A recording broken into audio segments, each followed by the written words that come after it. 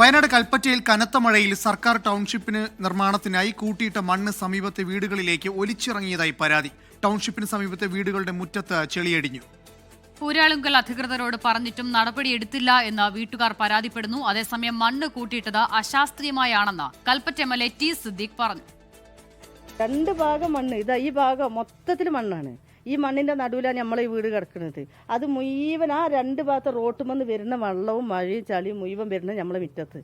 ഇത് വന്നിട്ട് എങ്ങനെ നേരിട്ട് ഇങ്ങോട്ട് വരുന്നത് നമ്മൾ അകത്തേക്കാണ് വരുന്നത്. സർക്കാർ ടൗൺഷിപ്പ് നിർമ്മാണം പുരോഗമിച്ചുകൊണ്ടിരിക്കെ ഇന്നലെ കൽപ്പറ്റയിൽ പെയ്ത കനത്ത മഴയിൽ നിർമ്മാണത്തിനിടയിൽ കൂട്ടിയിട്ട മണ്ണ് വീടുകളുടെ മുറ്റത്തേക്ക് ഒലിച്ചിറങ്ങി. ടൗൺഷിപ്പിന് സമീപത്തെ നിരവധി വീടുകളിലേക്കും തോടുകളിലേക്കും ചളി വന്നടിഞ്ഞതോടെ നിരവധി വീട്ടുകാർ ആശങ്കയിലായി. മണ്ണൊലിച്ചിറങ്ങിയതിനേക്കാൾ ഉപരി പ്രശ്നം അറിയിച്ചിട്ടും ഊരാളുങ്കൽ അധികൃതർ നടപടിയെടുക്കുന്നില്ലെന്നാണ് പരാതി. ഊരാളുങ്കൽ ഇവിടെ പണിയെടുക്കുന്ന ആളുകൾക്ക് ചോദിക്കുമ്പോൾ നമുക്ക് ശാശ്വതമായുള്ളൊരു പരിഹാരമോ ഒരു മാർഗമോ പറയുക പോലും ഉണ്ടാകുന്നില്ല, ചെയ്യാത്തൊരവസ്ഥയാണ്. ഈ അടിയന്തര സാഹചര്യത്തിൽ വരുന്ന മഴക്കാലത്തിന് മുമ്പായി ഇതിനൊരു പരിഹാരം ഇല്ലെങ്കിൽ വലിയ ദുരന്തം ഈ പുൽപ്പാറയിലും ടൗണിലും നടക്കും. പ്രശ്നം രൂക്ഷമായതിന് പിന്നാലെ കളക്ടറുടെ നേതൃത്വത്തിൽ യോഗം ചേർന്നു.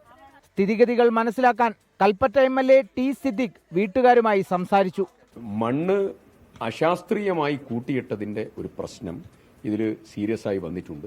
അതുകൊണ്ട് മണ്ണ് സുരക്ഷിതമായ സ്ഥലത്ത് സാക്ക് ചെയ്ത് പ്രൊട്ടക്ട് ചെയ്യാനുള്ള നടപടി ഉൾപ്പെടെ ഇതിന്റെ ഭാഗമായി ചെയ്യാൻ വേണ്ട നിർദ്ദേശവും കൊടുത്തിട്ടുണ്ട്. സർക്കാർ ടൗൺഷിപ്പിലെ ഡ്രെയിനേജ് സംവിധാനത്തിലും പുനഃപരിശോധനയുണ്ടാകുമെന്ന് MLA വ്യക്തമാക്കി. 24 വയനാട്.